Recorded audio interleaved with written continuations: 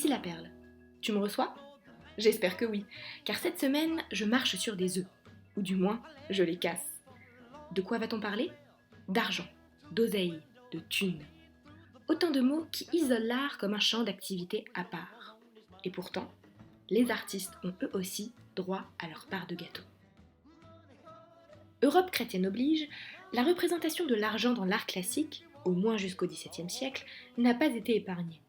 Louer l'aumône, interdire l'usure, soutenir le vœu de pauvreté, c'est représenter l'avarice en créature âgée, chétive et solitaire. C'était sans compter sur l'art moderne et contemporain.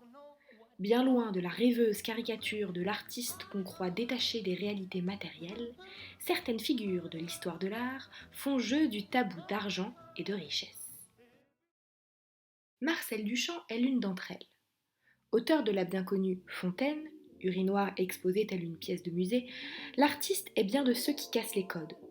En 1919, à court d'argent, il propose à son dentiste, le docteur Tsang, de payer sa consultation avec un chèque réalisé de toutes pièces par ses soins. À la clé, et à défaut d'une valeur marchande, une petite expérience. Celle de conserver cette œuvre conceptuelle jusqu'à ce que sa valeur sur le marché de l'art atteigne le prix de la consultation, soit 115 $. Une manière astucieuse et arrangeante de régler ses dettes. Quelques 4 décennies plus tard, en 1959, Yves Klein met en cause l'aspect tangible d'une œuvre, se mettant à vendre ce qu'il appelle des zones de sensibilité immatérielle. C'est ainsi que certains collectionneurs curieux se sont prêtés au jeu de la transaction, déposant un chèque à l'ordre d'Yves Klein contre l'acquisition d'une œuvre invisible d'un domaine impalpable. Le chèque est encaissé, l'artiste enrichi et l'œuvre vendue, rien d'autre que la transaction elle-même. Une immatérialité qui n'est pas sans rappeler les caprices de la bourse et de l'actuel marché de l'art. Il est bien facile de blâmer la très populaire cote financière de Jeff Koons, de Damien Hirst, mais à vendeurs exigeants, acheteurs gourmands.